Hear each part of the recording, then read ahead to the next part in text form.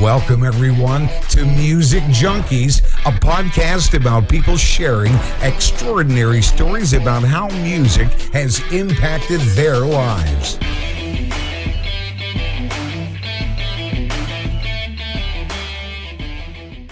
Welcome, everyone, to Music Junkies. I'm your host, Annette Smith, and today we have a special guest, right? I'm excited, actually. I know that my amazing friend from Lit Your Story is just like throwing me a bunch of referrals, and every single person has been unbelievable. So Cristian Hauser, right? Your story is pretty cool. You know, I went through kind of your website and it's awesome. You made like $1.2 million in sales, which is super impressive.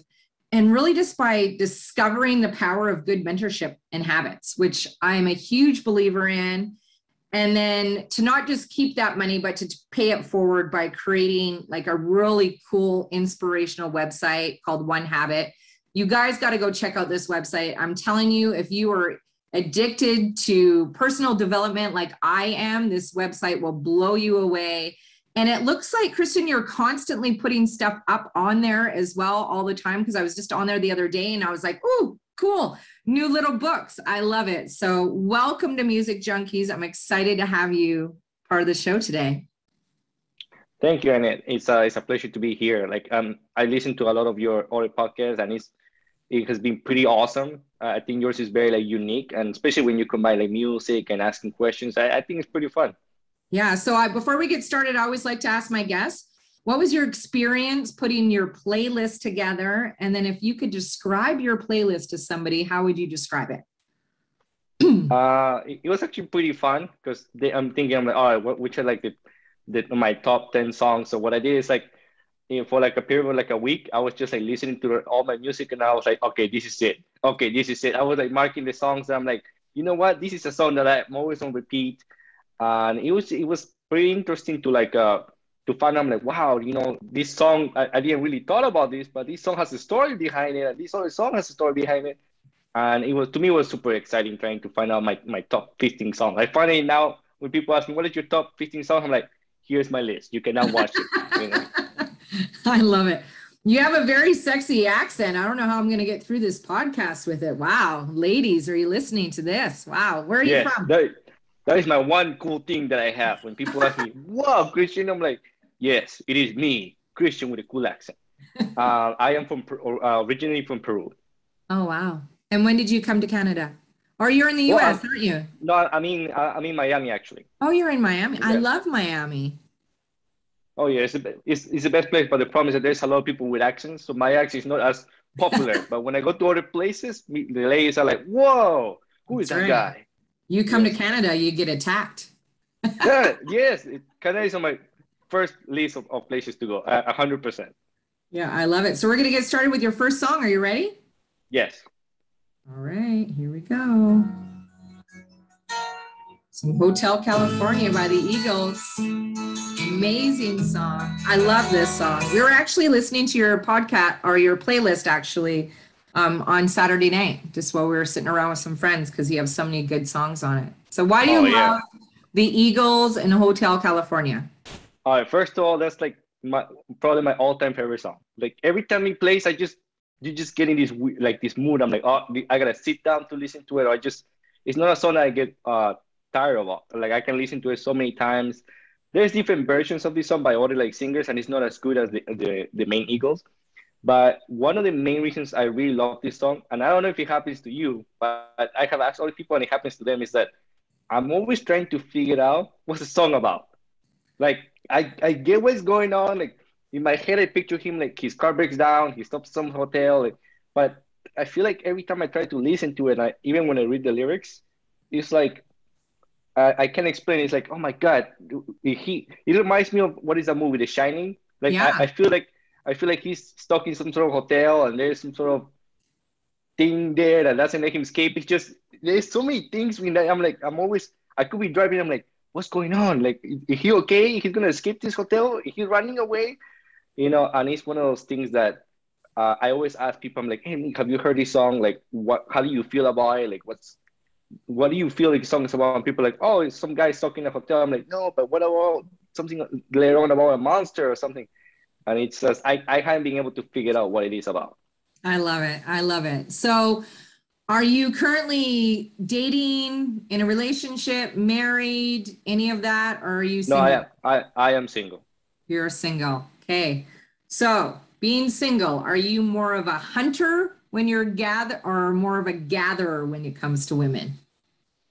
You know, I'm sort of kind of like both. There's a Okay. period where like I'm like it would be like, all right, you know, I should go hunt for something because I'm getting hungry, you know. But there are times I'm like, you know what, I can, you know, I will just wait for like sometimes I get in my like feel it off like or like what's it called like when my horoscope would tell me like, oh, you should wait for the right sign. I'm like, all right, let me sit down here and wait for the right sign.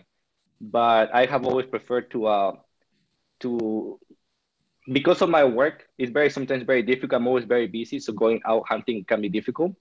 But I have always enjoyed like meeting new people. Like online dating is not really for me, to be honest. Yeah, I I feel agree. like there's so many like what's the word like catfishing in especially here in Miami, where you're like, no, no, I am not gonna sit to a whole dinner with this when this is not clearly what I asked for. You know, but like it's kind of a little bit of both. So what kind of women do you like to hunt down? Mm, if I will have, there's this two like people have asked me this in the past, and I always tell them it's kind of like it goes from all the way from A, and I could jump all the way to C. Like I don't have like a particular type of woman. There are days where like there is this actress. It's called like Aisa Gonzalez. Okay. She appeared like King Kong. She's like what like this beautiful like Latin woman. And some days I would like to hunt for someone like her. I'm like, wow, this is perfect. And then I'm like, I will see. I know. Have you ever seen the show in Netflix, Sabrina the Teenage Witch or something? Yep. Yeah, and then sometimes I would like to go with that type of actress. And I'm like, well, I don't know what's in between. So I always like to find like taste different hunts. Yeah. So you like to taste different women, is really what you're Yeah, saying. yeah. I'm trying to Well, say it politely, you know. you don't have to say it politely. I understand. If you like, when was your last relationship? Is it recent? Long time Yeah, ago? no, my last relationship ended in January. I Oh, actually was with this person for like 10 years. no way. Yeah, and he ended in January. It was kind of like it was like a mutual thing. She moved up to New York, and I stay here in Miami because you know the ladies. Yep. And yeah, but it was you know it was she was kind of like if I had to describe her, she was kind of like the Sabrina person. Like she Okay. was blonde, everything beautiful, and then she dyed her hair red, and they say that redheads are the best and everything, but I don't know. Like I couldn't see it. Like it was something like I would jump to it sometimes, but it would be like, damn, I really wish to go back to blonde, but you know, you want to say that to her, Yeah. and eventually things ended. You know, Yeah. we moved far away. Yeah. What's the best beach in Miami to party at? Kalowa Beach. Yeah. It's very close to where I live right now, and it's an all nude beach.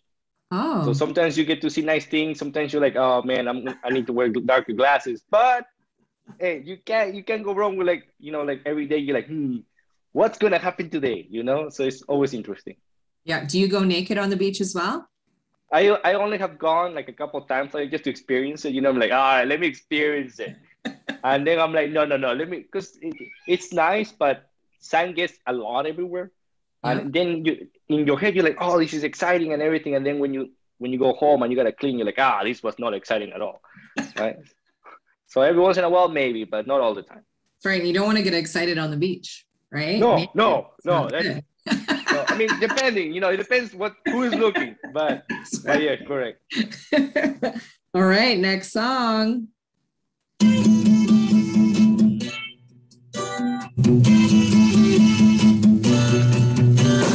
Bus stop away. I love it. Bus stop. The funny thing about this song is that this song got me a radio interview when I was 17 years old. Oh, Yeah. So the way it is that when I was in high school, my dad would like drive me a lot to school back and forth, and it was like a 30-minute drive. This is why I like a lot of these songs because we would play this station that would play like the 60s and the 70s, and you know I fell in love with them like the way that it was very different to the new music, And I remember that this song would play this is before, I'm saying, this is like 2017. This is before Shazam, or you could Google songs and you'll be able to, oh, this is the song I want. This is before all that. And I remember that there was this song stuck in my head because they would play, and I was like, oh, I wonder what type of song it is, like what's the name of it, and I could never figure it out. So one day, and I think it was like probably like after 20th times, I'm like, oh my god, I need to find out this name of the song. So what I did is, and I couldn't ask my friends because none of them knew these songs. So what I did is I sent them I went to like the radio station's website, and they have like a contact us, and I didn't thought it was gonna go anywhere. I'm like, hey, you guys played this song around like 10 a.m.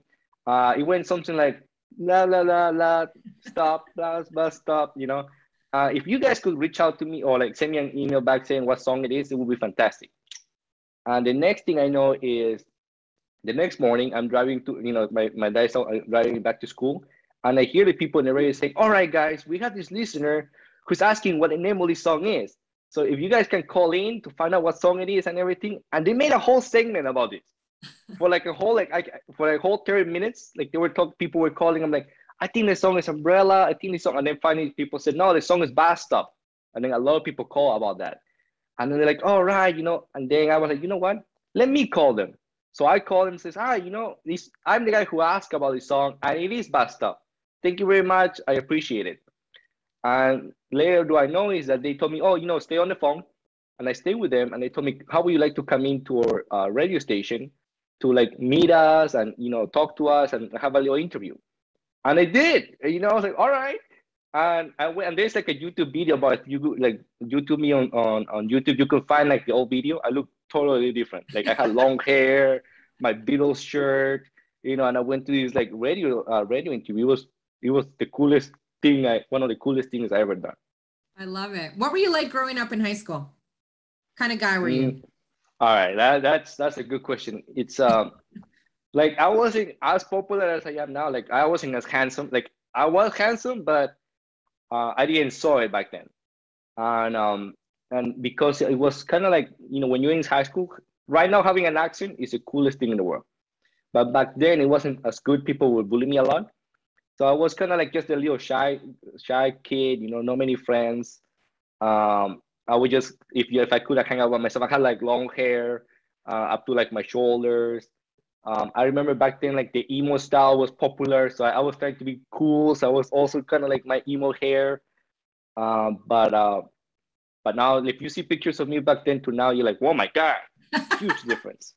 Did you play any sports growing up? I played soccer, but it wasn't as popular here. So it was just me and my friends just playing soccer, throwing the ball back and forth. And what kind of musical influences did you listen to back then? I was in love with the Beatles, like everybody else. Yeah. I really loved them. I could listen to all their albums. It was that. It was Aerosmith, Guns N' Roses.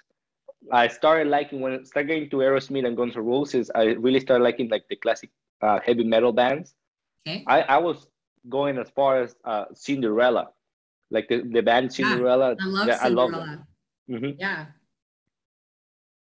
So obviously you know a lot of 80s bands. So I want you to think of an 80s band frontman. If you could be the lead singer of an 80s band, what lead singer would you be? To get all the chicks. Oh, damn. To get all the chicks. Probably I will pick Bon Jovi. Yes. The band Bon Jovi and Bon Jovi. All right. Just because he has that, like a lot of his music videos that I have seen, like back then and even now, like he's pretty like really good looking for his age. I'll definitely be him. I feel like I have like that style on me. That swagger. Exactly. That's right. What did you want to be when you grew up?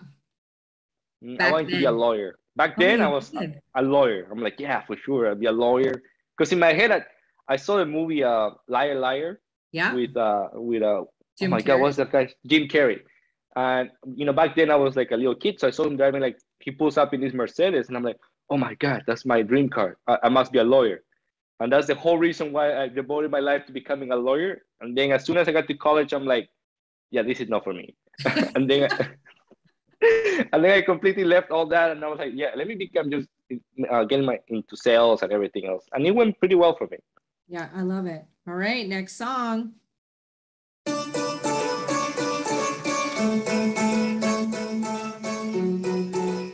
like it. Daylight, Matt and Kim. So with this song, it's actually interesting because this kind of one of like those like silly songs that you just kind of like play. I had like this really close friend during high school, friend in my high school years, and we made a promise that every time this song would play, even because it was a silly, like if you actually listen to the lyrics, you're like, man, what the fuck are they talking about, right? But we made a promise that every time this song would play, we would just like smile, like even if we're like feeling bad or sad or whatever it is, we just smile because it would be like, or all right, this is time to cheer up song, and it has like a little tune like tin tin tin. So it goes along with like, yeah, you know what? Let me smile for a while. Let me just put, let me hear to these crazy lyrics that have nothing to do with whatever the song is trying to say. So that's what my reason I love it. I love it. So what was your first job that you have ever had? And then how did you lead into sales? My first job I ever had was, it was in a Comcast store, like a Comcast. You know what Comcast is? No. No, Comcast is kind of like an internet provider here, very popular, I guess, in the United States. Okay. It was kind of like a internet provider store, and I wasn't even like selling like the internet. It was just I was like the front man, like greeting the people in the front with like a little paper saying, "Hi, sign your name here." Okay. What I will do is when I was there just standing looking at people come in, I will see how different people will sell and how there will be some really angry customers and how they were able to get them into buying more things. And I found it really interesting. Like, damn, if I could learn that skill, I wanted, like, in my head, the whole time I'm thinking about ladies. I'm like, if I could learn that skill with ladies, I could get more ladies. And then eventually I started applying that skill to actually using real sales and the ladies.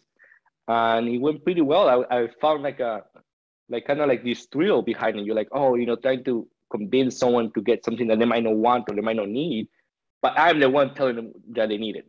And to me, it's a whole thrill for it. Yeah. So you absolutely love sales. What was your first sales job where you were like, oh, this is amazing, but then you couldn't wait to get out of it? There's so many, but one of the first one was I was working at this like cell phone store. And it was great. It was interesting because, cell phones were becoming like popular back then. And to me, it was like technology was like, whoa, look, this phone has like a touch screen. I can touch it with my fingers. Like my mind blew.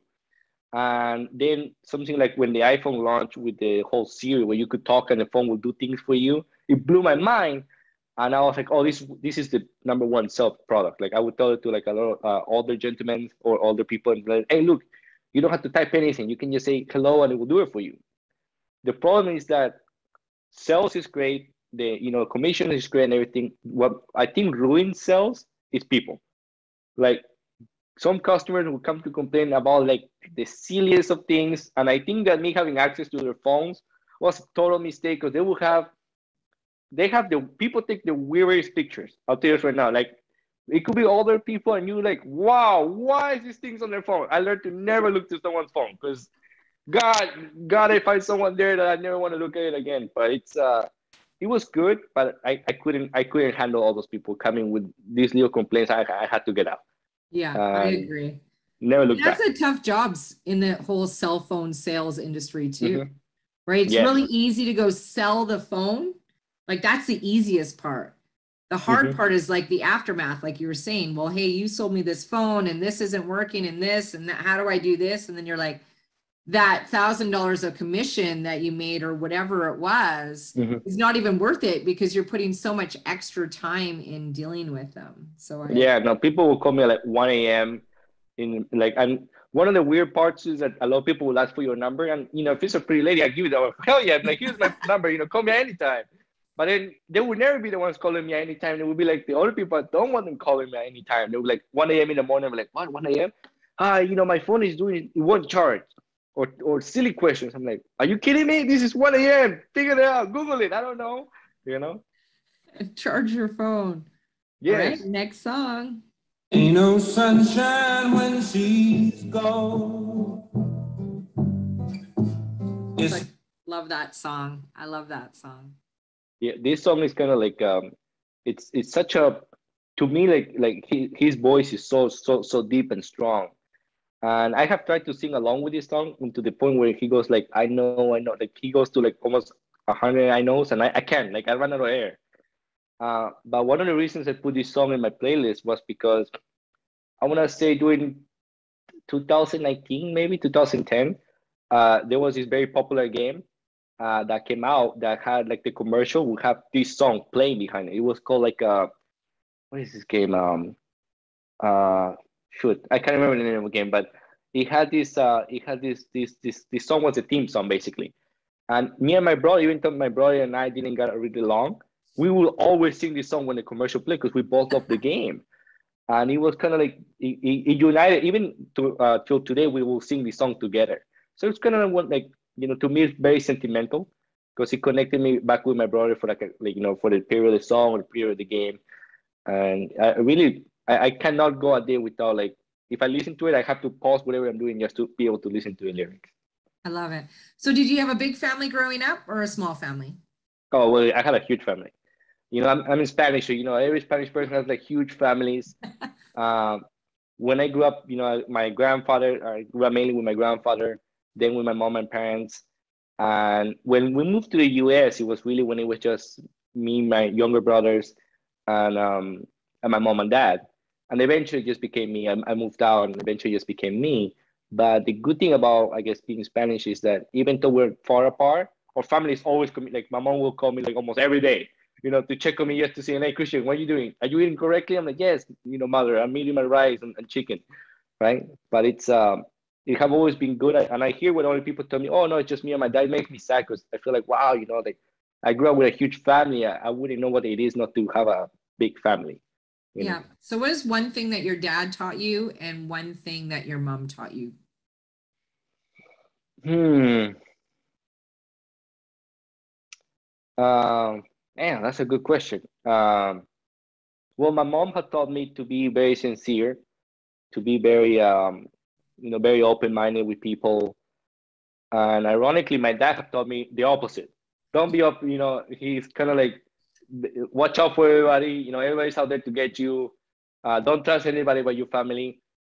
So it's kind of like they're very opposites, but, it's kind of like, because they're very opposite to each other, whenever they're teaching me, I learn, all right, there is a side to each coin. Yes, I listen. Yeah. Her advice is good, but his advice is also well. I just got to mix them together and make my own advice. Yeah. Were you excited to move to the US? Not back then, because, I was losing all my friends, like the friends that I had, and my family. I didn't speak English. So I was scared. It wasn't as exciting. But now, when I look, of course, and back then you're like hating your parents because they make this decision, right? But now I wouldn't have, I wouldn't have the whole life that I have now if I would have stayed there. God, I don't know what would have happened if I would stay there. But I know that I do thank my parents for making that decision for me, even though I was, angry at them back then. I wouldn't, like, if I could go back in time, I would do it over and over again. Yeah. So how old were you when you moved to the US? Oh, I think I was 11, like 11 or so. Yeah. So it was scary, I went to to all these schools and I didn't speak English, so all the kids would bully me and I didn't even know if they were bullying me or not. I was like, are they talking bad about me or good? And so it was definitely a scary process, but eventually, it's kind of like the best way to learn a language is in school because you're forced to, like, there's no other option but to learn it. Once I did, I realized I had a very sexy accent and I used it for my benefit. I love it. I love it. All right, next song. I feel like you might have played this a lot for girls.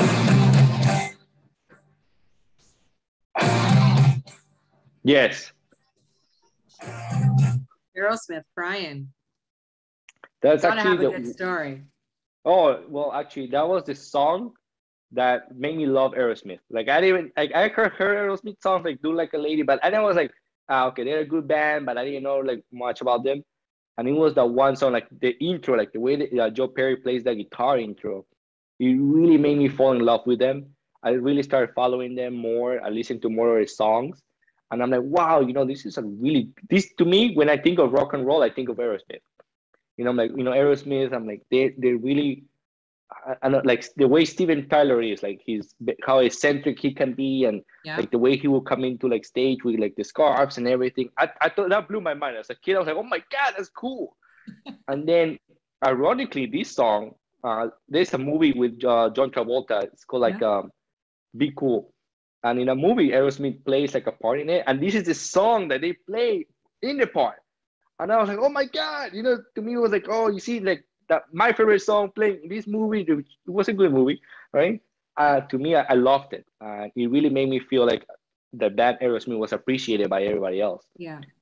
I wear my Aerosmith book bag when I was in high school. Through all of high school, I had like this Aerosmith book bag, and to me, I was the coolest kid because of that. That's such a good movie. I think Dwayne Johnson did like an amazing job in that movie. I think that was his first movie. Like I think that's how he started too. I felt like he's like totally stole the show, being just kind of a small time actor against like Uma and all those people. I was just like, this is crazy. He was awesome. So obviously living in Miami, you must have seen some shows. What has been the most incredible concert that you've seen that you were just in awe over? Ironically, it's nothing like with rock and roll. It was a Shakira concert. Oh. The main reason was because it was my first concert that I was actually like from stage. Because normally if Aerosmith comes or Guns N' Roses, the tickets are either so expensive or like I'm always like the last person to buy the ticket, so I'm always all the way in the back. So you get to enjoy the show, but not a lot. Even when Kiss came to play, but when I saw Shakira like front stage, it was a moment where like she's a beautiful woman. Like that's another woman I will hunt. That's right. Her hips don't lie. Her hips don't lie, And it was one of those like coolest moments because I always see it on TV when like, you had like the front people there and the person comes with like the microphone and does like, hey, play. And that happened to me. Like she came and played the microphone on my face. I was like, oh, I got panicked and I didn't sing anything, but it happened to me. I was like, whoa, this cool thing just happened. So it blew my mind. That blew my mind. I love it. Cristian, how would your friends describe you as a person? It depends on who you ask. But most of my friends that I have asked them, they always tell me that they love that I am ambitious, but they can be like, I like to embarrass them a lot and play a lot of pranks on them. So sometimes they're like, Cristian, you're a cool guy, but goddamn, you will always, I don't know if I should open the door or something because you're always pranking us. But I'm glad that at least with the people that I surround myself with, like the actual friends I surround myself with, I know that in front of me, they always talk like, oh, you suck. But then I know that it have happened where I have heard them talk behind doors and they talk great things about me. They're like, oh no, if there's anybody I could rely, it would be on him. And I think that speaks a lot because one of my core beliefs have always been that whoever you surround yourself with is going to either build you or destroy you. So I tend to try to surround myself with people that are really going to help me build and move forward in life. Yeah, I love that you said that. So I want to talk a little bit about your website, One Habit. Where did the idea come from? Where did it start? And obviously it's evolved, I'm assuming. So kind of walk me through that process. Well, with the One Habit, it's kind of like, it's not just me. It's a compilation of a lot of people. It came an idea from this person called Steve. He a samplist. Him and Forbes Riley, which is my all-time mentor. They kind of like were like, they were like, what would happen if a bunch of people gave like one of like the best people in certain fields gave you like one good habit, because they obviously made it there wherever they are. What if they could we could compile a book of like 100 or 300 like good habits? What would happen? And the best thing about it is that what will happen if you don't have to take all the habits at once. You try one habit a day, or maybe you're like, all right, let me open this book, like let me drop it in whatever page and let me see, okay, let me read John Smith's habit. Let me try it out. If it doesn't work for me, great, I have someone else's habit. And what we find out is that a lot of different people, because not everybody's the same, right? Not everybody people will say, oh, wake up at 6 a.m. It's going to be good for you. Some people waking up maybe at 9 a.m. is the best thing for them, or going back to bed late. So everybody went, I didn't realize how many people had so many different habits until like the books came out, until like all these people started getting together. I realized that we are all so so unique. And I actually tried different habits from different people, and I felt more refreshed. I had better mornings. I experienced different feelings. So I realized that the one thing that really can make us better is having really good habits in our lives.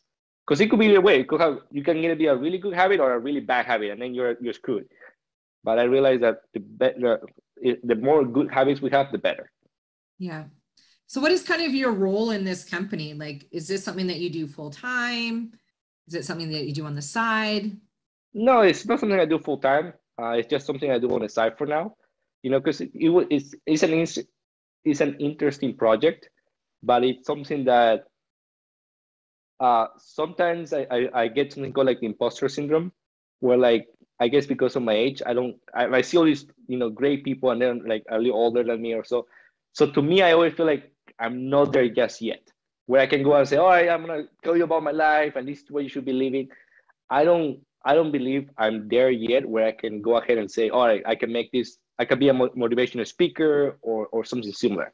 I am going there, but I'm not there just yet. I'm driving the bus to the location. I love it. I love that you said that. And that's really humbling to hear, right? Because there's lots of people out there, and obviously with this lovely world of the internet and a microphone, people just believe that, hey, I read this book once and I'm just going to go regurgitate what this guy said, and I look cool and I'm going to go do this. But yet they beat their wives, cheat on their wives, have an awful family life. You know what I mean? So they're up on stage. This persona isn't matching their true values and what they really believe. So I think that's really humbling of you to say. I love that you said that. No, and I agree. And one of the things that at least it bothers me, like it drives me completely insane, is that there will be like, let's say like 19-year-olds or like 20-year-olds, and there will be like Instagram, like motivators or something. And they're like, oh, let me tell you how you should be living your life. I'm like, look, one of my mentors always says, live your life first, and then you can tell me how to enjoy my life. Because there will be like 18 saying, oh, this is how you should do to have a healthy life and much better. I'm like, I get it. Right now you're 18, you're healthy, you're living all these fancy things, but I can tell that it's just they're doing it to just get money and like drop you off in the top of hat, so. Yeah, I agree. Okay, next question or next song here. I feel like that's your getting ready to go to the club song. That is my getting ready song. 100%. 120%. Like whenever I'm like, when women will be like, oh, let me see what I should wear. I just put this song and I know what to wear. I'm like, sharper. Like if one of the things I always like, if you look at my Instagram or if you look anywhere, I'm always sharply dressed. And the whole reason I started that with my tie, right now I'm not wearing a tie, but with my collar shirts or ties or like V-necks, it's because of this song. I'm like, because back when I was younger, I'm like, how can I get ladies, right? And now I'm listening to this song telling me, I'm like, oh, this is how you should get ladies. Right. And then that song came out. Shoes. Exactly. Yeah. So this song plays and she's like, oh, every lady loves a sharp dressed man. I'm like, that's it. I gotta be a sharp dressed man. I love that song. So when you are a sharp dressed guy, so are you comfortable wearing like color, like a blue suit or a pink suit or orange, or do you always have your socks different colors? Are you comfortable in that realm? Are you still a sharp dressed man, but you like blacks, grays, blues? Kind of like a mix of it. Like I love I never wear like black socks. Like that's boring to me. I wear like all these. If you look at my socks right now, it's like pink with sharks on them, right? It's like I like fancy, cool, different socks. Like that's when people see me, that's what they see. When it comes to like shirt colors, I do always like to go with like neutral colors, like green or like white or black. I have tried like pink. Every once in a while, I like to be like crazy, right? And I try like pink and purple, but all the people tell me I look great on them. I just don't feel it. So I'm like, no. Let me be on my white or black shirt or green, Not a lot of people can kind of pull off the Brad Pitt dress code. I know, like, damn. It's I always see some impressive. people. It's impressive. I love it. I love when guys try, and like some guys fit that role, and then there's other guys that just can't fit that role. But I think you can fit that role. I totally think you should expand your horizon. I think what it is like it's trying different pant colors, because like one day I bought like I was like, oh, let me go crazy, and I bought like white pants, and I wore white pants with like a blue shirt, and I thought I looked like hot. I was like, I looked in the mirror, I'm like, whoa, who is this cool guy? Right. So I was thinking like, it's just about like, you know what, let me just buy like the colors, like, and try them out. If it fails, I put it in a closet, but damn, do I look good with white pants. All right, this is my husband's favorite song. Really?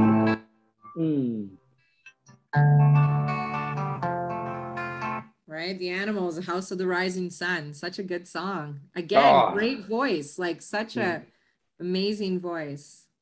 It is, and to me, what wins me, this song is like the very beginning, like the way the guitar plays, like the very like slow motion in the beginning, the way he like tells the story, like there is a house in like New Orleans, his father was like a gambler, or something. The way he tells like the story, I really loved it, and one of like the first song when I was trying to learn how to play guitar, one of the first songs I was learning was that one, because it's actually very easy. I was like, oh man, in my head it looks like complicated and it will be a lot of steps, but it's actually very easy rhythm.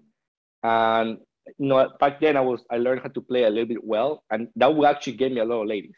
I was gonna say, wow, exactly. So that's it's why one of the best instruments to get ladies, I think.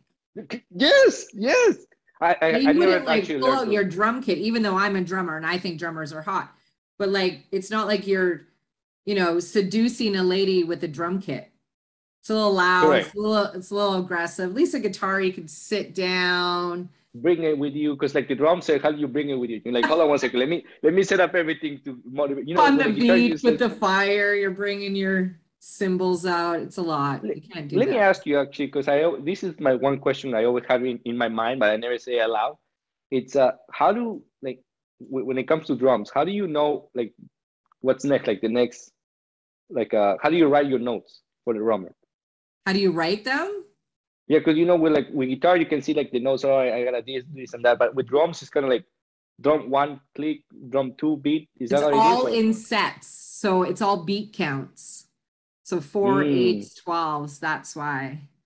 So you're just counting. You're just like when I first started, it was like I felt like I was a counter. That's all I was doing was counting. And then eventually that goes away, and then it just kind of, the rhythm just kind of, just like a metronome, right? When you're playing a little bit, you just have that kind of in your head. Damn. Well, you can see I just got my one answer. I always had this. I'd be driving home, and I wonder how like drummers like recognize a song. Well, now that question have always finally. It's all counting. Now, when you listen to a drum song, you can just literally start counting. Oh, okay. He's doing that 8 times. He's doing that 6 times. He's doing that 4 times. Hit the cymbal twice. Yeah. Well, now I find out something new today. Thank you. You're very welcome. All right, here's a Beatles song. Let it be. I feel like that should be a mantra for people's lives sometimes. Yes. That actually, to me, became a mantra recently when me and my ex-girlfriend separated. To me, after 10 years or a certain amount of time, you get in you get in this place. You're like, a lot of denial or a lot of acceptance. I didn't know where it is. And then a friend of mine, we were out there in like a bar or something, and they start randomly playing this song. And it's kind of like I listened to the lyrics for the first time. And it really helped me kind of like, you know what? Just let it be. I finally understood. I'm like, you know what? If it's meant to be, it's gonna be meant to be. If it's not meant to be, you just gotta let it be. And I think it's beautiful when you finally, like, you're in a position where you finally listen to the lyrics of a song and you can relate to it so well. You're like, wow, this song I've been playing my whole life, and now I can finally listen for the first time. Yeah, that's beautiful. And I think it's So interesting how, you could be going through any stages in your life, no matter what is happening. And then there's kind of like a song that will come on that will remind you of something or bring up a memory. And it's like, it's just so into your soul so much sometimes when you hear that. I love that. And the So right space too, because it plays like, it's not like pa pa pa pa. No, it has like a nice space where you can like enjoy like the lyrics to it. Bring it all in. I agree. So you've had lots of ladies. Have you ever had a stalker? Yes, All yes, right. I had a lot of stalkers. Let's hear a story of a stalker. Your worst one, your worst stalker. Oh my God. My worst one was, it all started like a friendship. Me and my girlfriend were having like difficulties, so we were separated for a while. And I was part of the chess club. I know, ladies, calm Hey, down, right? I play And chess too. I'm really good. oh wow, I'm excellent. And it started, and I don't even know why I was there, but I was there. And it started as a friendship and everything, and then their person was having like difficulties with their relationship, so I would just invite them out to hang out and stuff.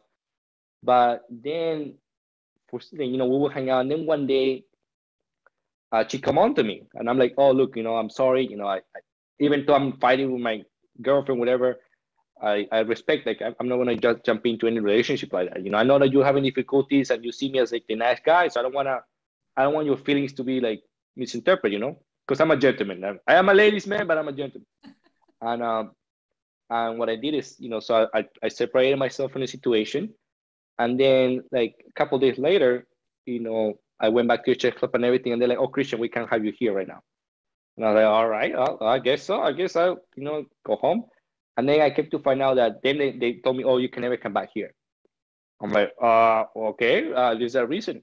Like, oh, we heard that you were trying to assault this person. The person. I'm like, what? They're like, yeah, we heard that you take her to the beach, got her, like, wanted to get her drunk to have sex with her. I'm like, what? I'm like, my blind just. I'm like, what do you mean? Like, this is impossible.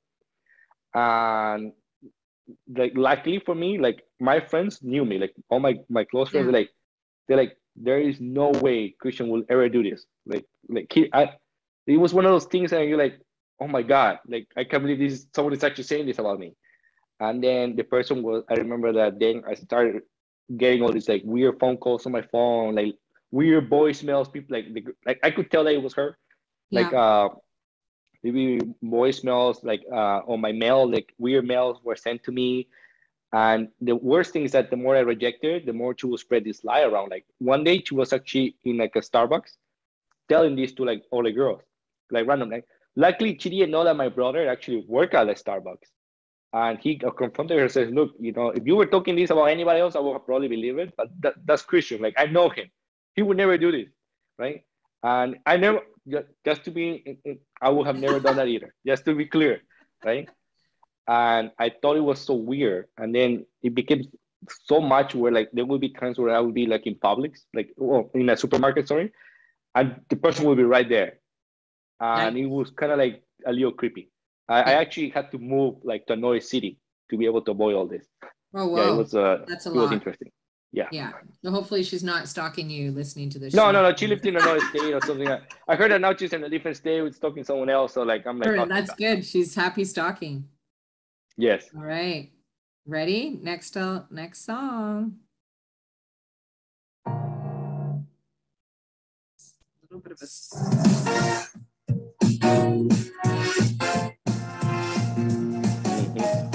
kind of love Elton John, right?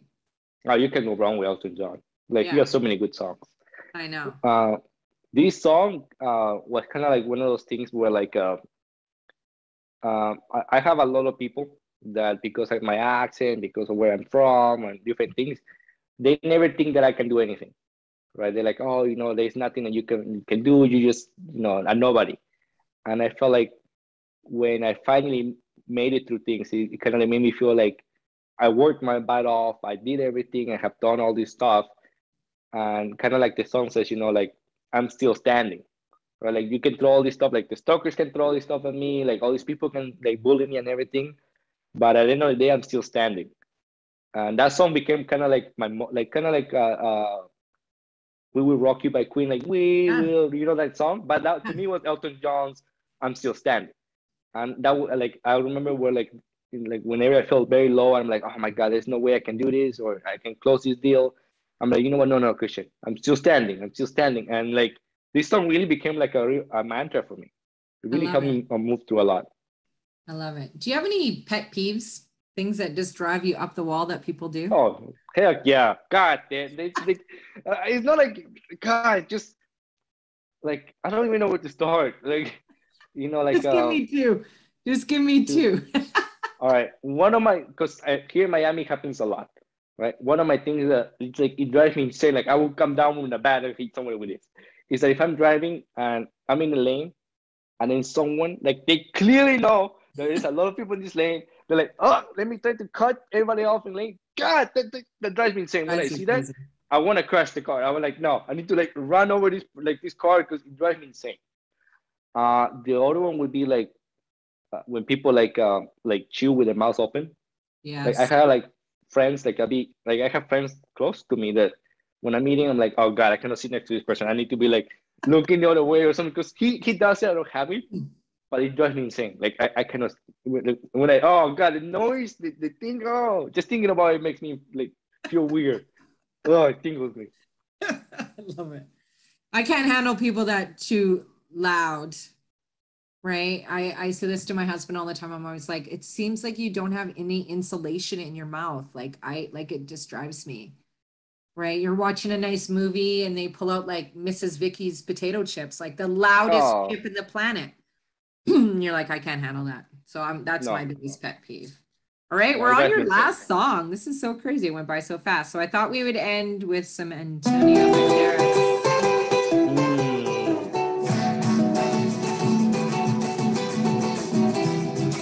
Again. Yes. So Antonio. Goddamn right, that song. You know, great movie by the way. If you ever actually watch the movie, great movie. What movie? It's called El Mariachi. Yeah, El Mariachi. Okay. And to me, this song is very strong because last year I had a moment where I was at my very low. Like when 2020 hit, you know, I was already having problems with my relationship. I had problems with some business partners that I had. They were like trying to like seek me down. I had a lot of difficulties, you know, and COVID hit. Yeah. And I was in a really bad place. I was kind of like I had all these crazy thoughts, and I was in a really bad place. And I didn't feel confident. I felt nothing. I was just I told myself I was a loser.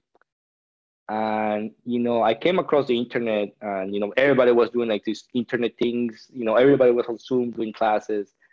And I met this one of my mentors. She put like this class, and I'm like, let me join this class. And I did, and I joined in, and it was really like the way that she spoke. You know, her name is Forrest Riley. I mentioned her earlier. The way that she spoke, the way that she communicated, really like, you know, really hit me. I was like, wow, you know, this is pretty inspirational. And she had this class. It's called like her breakthrough class, where you go there, and if you have drama or you're going through something, she helps you break through it, right?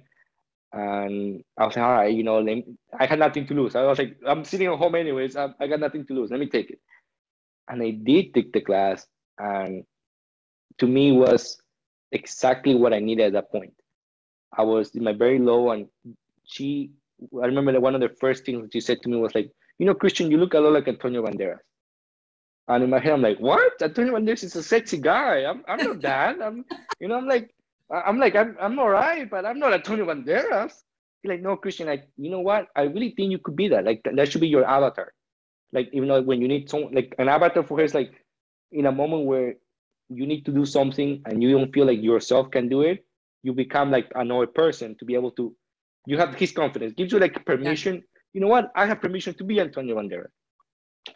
And I remember that at the end of the class, you know, we go to the breakthrough, you do all the stuff. And at the end of the class, she plays this song and says, Christian, this is going to be your song. Because now I feel like the kid that came into the class came out as a man.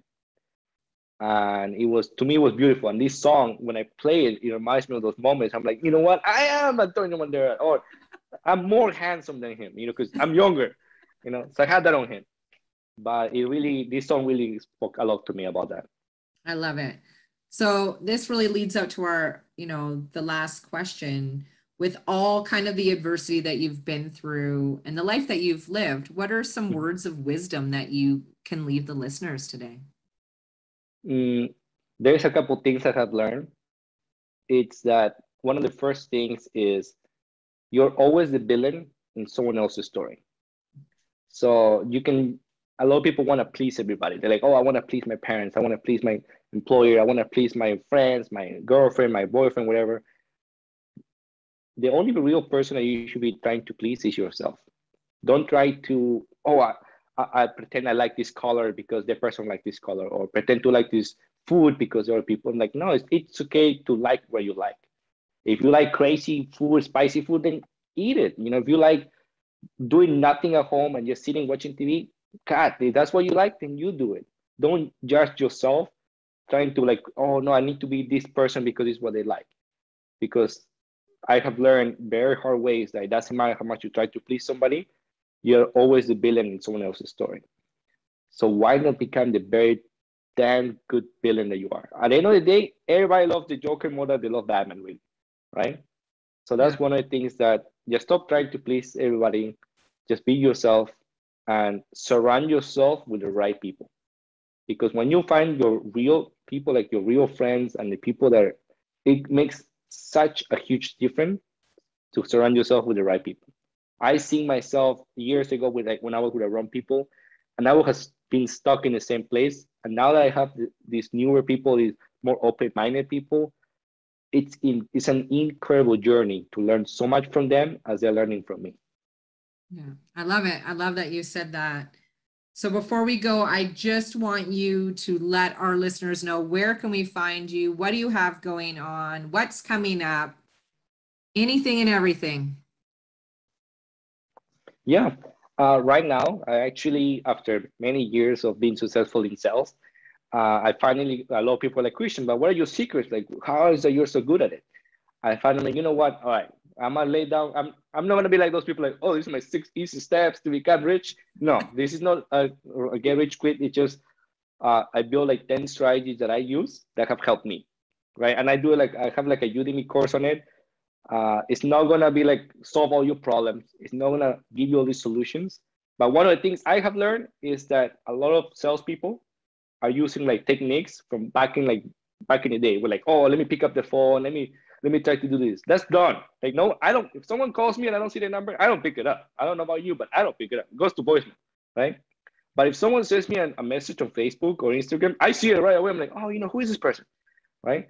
And I think what most people need to learn is that they need to move from like the old style of selling to the new style, like the new century, because now we have Facebook, Instagram, so many different stuff that can make us more reach more prospects in a much easier and better way.